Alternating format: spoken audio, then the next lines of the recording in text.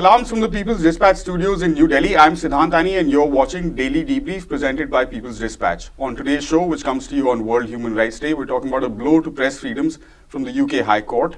We're talking about farmers who have achieved a massive victory in India and ongoing labour action in the United States. First up, the UK High Court has decided in favour of the United States government in an appeal seeking to extradite Julian Assange, the founder of WikiLeaks. The verdict overturns an earlier ruling by a lower court that Assange's extradition be halted on the grounds that his mental health will not allow him to survive the US judicial system.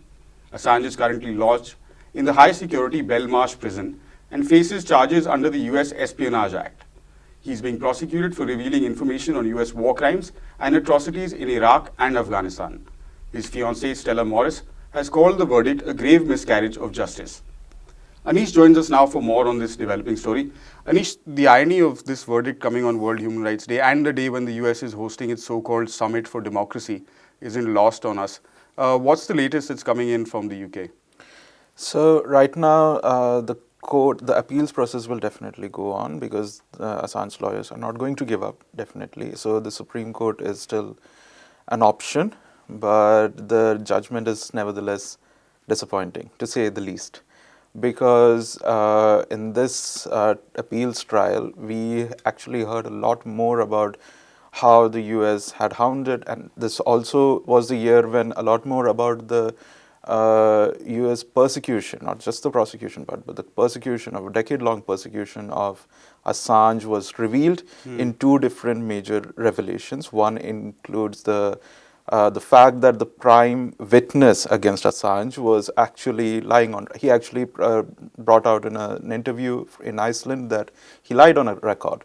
Apart from that, there was also the Yahoo News investigative report that pointed out there was even an assassination and kidnapping plot by the CIA. It is in this context that we get a judgment like this, especially when the High Court is basing it on the fact that the US assurances about not putting him under solitary confinement or not putting him in like a supermax prison is satisfying, and that makes it all the more problematic.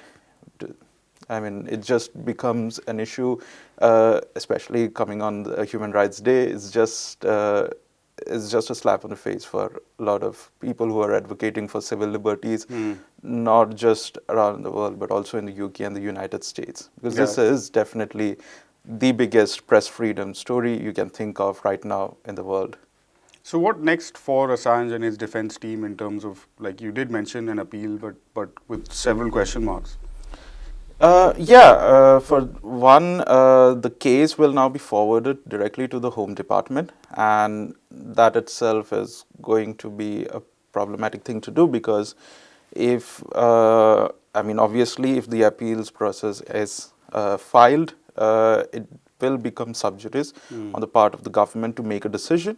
But at the same time, the government has shown quite a major readiness when it comes to actually allowing for this extradition process. We have to remember this was, if I remember right, in 2019 when they filed the extradition appeal, the Home Department, the same Home Department, which the same government in fact was the one that sanctioned it within hours, like with little questions asked. So this was almost a very concerted effort on the part of both the British and the US government to push for such a thing.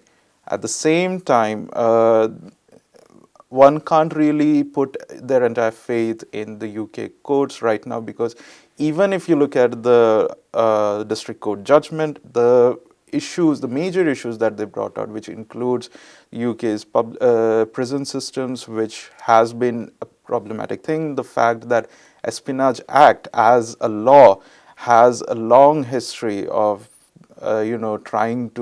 being used against publishers and not really people who have been, who leaked the information in the first place. So, and also the fact that this case has very evidently been politically motivated. In that context, you still had the district judge trying to get around that part entirely and just focusing on Assange's mental health, which obviously is important, but there is also the Other bigger aspects. issue of institutional problems that the US judicial system inherently has, and that can actually go against Assange if he's extradited.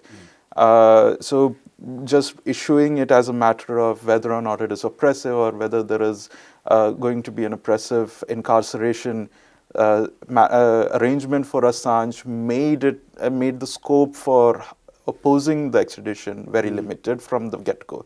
And that actually worked in the favor of the United States, obviously, in the appeals process. And we do not know how that is going to pan out in the Supreme Court, because none of the other evidence that they tried to present was actually taken into consideration. And the mental health part was also not taken as seriously as it should have been. So also, I think, as Amnesty has pointed out, the US assurances come with riders or qualifiers that they reserve the right to change those arrangements. Exactly. It's also the interesting part is that prosecutors are making these assurances, even though prosecutors are not the ones who have that level of power to decide whether or not he sits in a supermax prison. If a court decides it, for whatever reason, they really cannot do anything about it. So it's a matter of big concern of how these assurances will be followed through. Not to mention, and obviously the riders part, notwithstanding, we also have to remember that when it came to assurances made in other cases, the US really did not follow through them, especially when it came to extradition process, very contentious extradition processes. Finally, the other sort of bizarre aspect of the story is that Assange is, of course, an Australian citizen, but the Australian government, which is increasingly, or perhaps as close as it has ever been to the United States, hasn't exerted any sort of political pressure to bring him back home. How has this not become a political issue in Australia? It is definitely a political issue. There is a major movement, in fact, in Australia right now, seeking for him to be returned to Australia. And that was also seen in one of the assurances that the US was trying to give, which was that if he was convicted of the Espionage Act or of the charges filed against him, and if there is like a life imprisonment situation coming up, he will be transferred to Australia to serve the rest. Term there. So that shows that the Australia movement in Australia, I mean, like, it's not a great thing to talk about, but also it shows that the Australia's movement, and especially considering the fact that there is already a parliamentary group looking for seeking the government to demand his return home, it shows that definitely not only exists, but it is part of a mainstream political discourse right there. But at the same time, the Australian government really does not want to overstep its its place when it comes to its relationship with the US, and that is again another disappointment that we can actually walking the line. Exactly. Right. Okay. So I'm going to ask you to hang around in studio because we'll be talking to you about a couple of other stories slightly later on. But before that, yesterday, December 9th, we had some slightly better news coming out of India, where farmers, after a relentless year-long struggle, called an end to their protests following the BJP government's decision to accept most of their pending demands. The Sanyukt Kisan Morcha, a collective of farmers' organizations which spearheaded the farmers' protests on the borders of New Delhi, announced that the farmers will head back home. The centre, which had already agreed to repeal the 3 farm laws that sparked the pan-India protests, agreed to pending demands of withdrawing criminal cases on farmers, formation of a committee to fix minimum support price with clear terms of reference, and to provide compensation to the families of farmers who died during the struggle. NewsClick's Pranjal now joins us for more. Hi Pranjal. Pranjal, first describe for us the events as they unfolded yesterday leading up to this announcement of the end of the protests. So Siddharth, as you know, this protest was going on for more than a year now. Around 15 months this protest has been going on. There were primarily 5, I would say, key demands.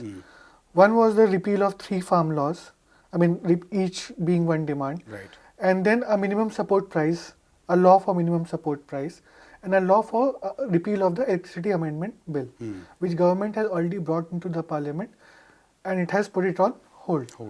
So after a year-long struggle, one has to see that we are also approaching polls in Uttar Pradesh, which is the biggest state of India when it comes to both parliamentary seats and also assembly seats. Right. And BJP is in power there. It saw its ground shaking in UP because of the farmers' protest, and hence they decided to take back the 3 farm laws. But the farmers' agitation went on, and the SKM demanded that apart from 3 farm laws, the demand for minimum support price continues. The demand from repeal of electricity amendment bill continues. Apart from that, there are around thousands of cases pending in UP, Haryana, and Punjab, which needs to be taken back.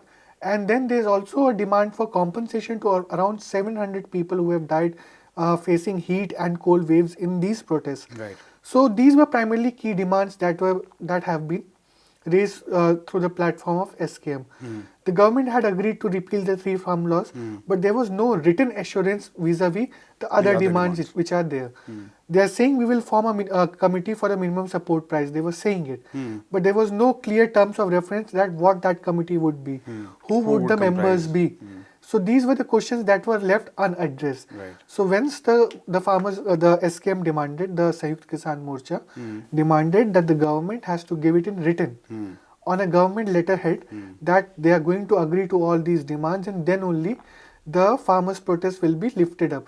Mind you, it's the protest has not ended; it has been suspended, and then there has been a fixed time period which has been kept. The SKM is again going to meet on 15th of January to look at what the government has said. Have they implemented it or not? Have the cases been withdrawn or not? Have the compensation been provided to people or not? And if the minimum support price committee has been formed or not, what is its representation? They are going to review all these things on 15th of January. And then if the government seems to, as it has done in the past, that they have promised multiple things but have not delivered on them. If they do this at this time, I'm sure the farmers' agitation will again come back to Delhi, and it will be at a much wider, much bigger scale. One interesting thing that has unfolded in this agitation is that you must go through and look at the statement that the Sanयुkt Kisan Morcha has issued. The statement talks about the collaborations between farmers and workers, collaborations between farmers and students, women organizations, tribal organizations, Safai Karmcharis, the cleaning workers. So this wide variety of collaboration and coming together of unions which has taken place, I don't think we have witnessed any movement in India in past couple of decades where so much broader platform has been formed. So in a farmers' agitation, you could see that workers were talking about repeal of the farm laws, and the farmers were talking about repeal of the labor codes. So I think that's also one of the key takeaways from this farmers' agitation. Absolutely. Yeah.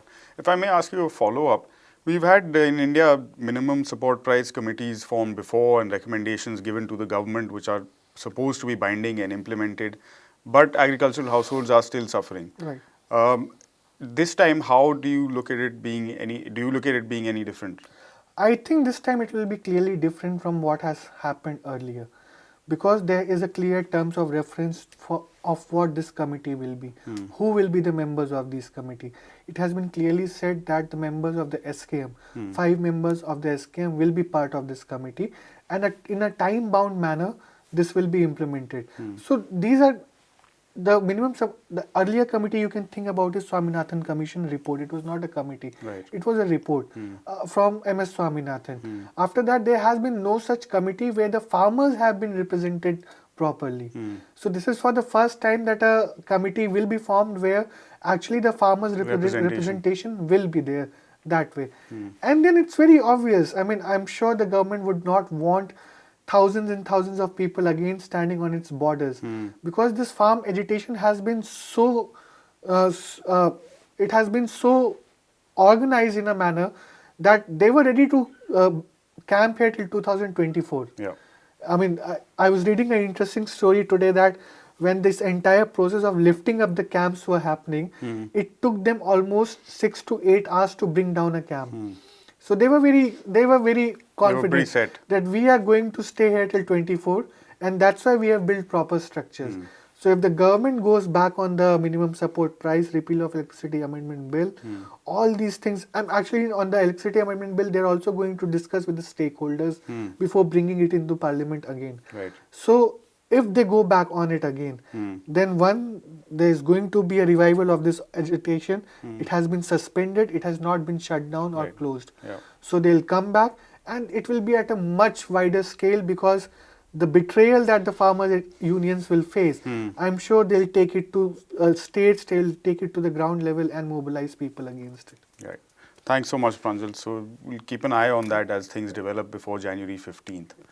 And finally, to the United States, where about 3,000 graduate workers at Columbia University in New York City, who've been on strike since November the 3rd, recently received an email from the university's Human Resources Department threatening the workers with replacement if they continue their strike action. The strike is the largest active one in the United States. Anish, we've magically managed to transport back into the hot seat. Anish, December 10 was the deadline for these university workers to sort of get back to work or face termination of their jobs. What are they striking for, firstly, and what is currently happening?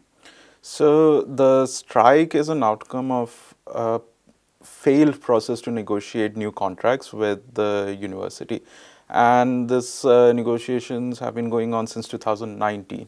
So it is not a new thing for them. It is quite a prolonged negotiation. So they really did try to go through with the process without actually, creating work stoppages. But the strike became necessary because of how adamant the university was to its own terms and conditions. At the same time, we are talking about a very specific kind of a group, a working class group, which is student workers who are, research or doctorate students. Many of them include masters who are in masters programs, different masters programs. So this union is sort of also a sort of trailblazer in many ways, because a creation of a union in Colombia created other unions in across American universities. Right. So in many ways, their success would also have a long-term effect in other places, and it already has. The strike has actually created like a chain of strikes across the U.S. We saw the NYU strike very recently. We also saw strikes in Illinois, in California, Boston. Boston, everywhere. So it was nothing that. There is something that actually brings together this specific class, which is one, low wages. Many of them have to really work in either subsistence wages or something lesser than that even. Many times they do not have work, so they really are not paid well. At the same time, they are ones with, limited benefits, if not entirely no benefits at all, but limited work benefits among similarly skilled working class groups. At the same time, the students' unions have been working for racial justice in their campuses, and that is something also very significant, especially not just racial justice, but also gender justice, sexual harassment cells to combat sexual harassments or racial harassment, and also the fact that many universities host police departments even, which includes Columbia. Private police departments. Yeah, exactly. And so they want them out because having police on campus has a very different implications. Absolutely. So these are some of the broad issues that they're fighting on. There have been issues within the unions, but that is a different thing altogether. We have also had threats that the universities have been putting on students. The pressures that they have been putting on students is huge. You can't even imagine some of the termination is something that is quite unheard of for especially research students for no reason but for the fact that they are not working. Right. And very similar tactics also to what big corporations are exactly against their workers. Yeah, so we are looking at these if you're looking at this in a larger context, the United States has actually seen a sort of outburst of workers' movement since the pandemic broke out. And this actually, in fact, the pandemic kind of highlighted the vulnerabilities of American workers in many ways, especially considering the fact that it is one of the few or the last developed nation to not have any kind of universal healthcare programs, and that actually affected a lot of people, pushed a lot of them into poverty. Many have been struggling to make ends meet, especially with rent and other things that that actually one requires to live and flourish. So this students were not completely immune to these, and that actually also showed in why such kind of unionization and mobilization was necessary. Taken place, yeah. We're sticking with that larger context that you mentioned, because also in the US, workers at the Elmwood Avenue Starbucks store in Buffalo, New York State, have voted to unionize. This is the first of the company's 8,900 corporate-owned stores in the US to be unionized, and part of a wider drive to unionize the multi-billion-dollar company's workers. Elmwood Avenue is one of 3 stores in Buffalo to have voted on a union in recent weeks. Anish, particularly in the context, like you mentioned, some of these companies making massive profits, record profits in some cases during the pandemic, and yet workers suffering so hard. Why is it so important for workers to unionize, and why is this push happening? I mean, that question itself explains a lot, right? Because we're looking at some of the companies reaching not just record profits, they're also reaching record wealth accumulation in human history, especially in the United States. We have seen that in Amazon, in the case of Amazon very recently, and also other major tech-based companies, but also service industries. And this is quite apparent even in Starbucks. Now, as you said, Elmwood would be the first union. That's also because the vote that were counted gave a very decisive victory. Even despite the contested number of votes, the larger 50% was surmounted. There are 2 other places where the vote has taken place, and in those cases, the majority of the votes that were accepted are for unions. It is just a couple of contested votes that needs to be reviewed, and it will take a few weeks. But even in those cases, the chances of unionization is quite high.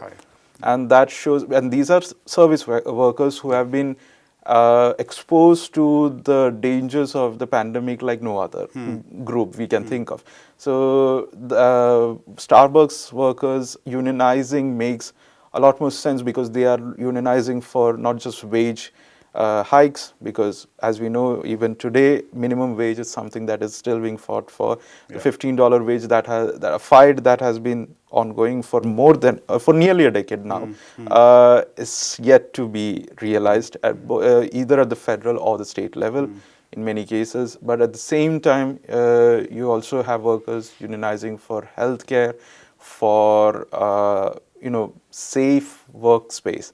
That has become one of the biggest mobilizers for workers around the United States. And this shows this push for unionization, like the fact that in decades you're having a chain, a multi-billion-dollar chain, having a union of its own, it shows something that, like, despite how backward, or if not backward, but like how heavily skewed or stacked it is in exactly because of legal and institutional challenges that were put before workers. It was still you can still see that workers' demands have not really changed that radically, because these are the same things that we heard in the 80s. Now we are hearing them back in 2021. So that shows that the need for union is far more essential for a worker, rather than working in an ununionized space, which will not guarantee you anything. Sometimes as simple as decent bathroom break. Exactly. Yeah. I mean, we have seen that in Amazon, but I didn't want to bring that up necessarily. Because that's how basic. Very basic needs. Very basic needs we're talking about in terms of people who are actually producing all of the things that we are consuming.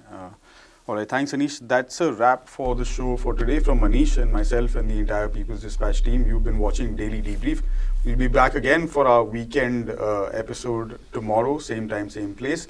Until then, you can get more on all these stories on our website, peoplesdispatch.org. We'll see you tomorrow. Thanks for watching. Goodbye.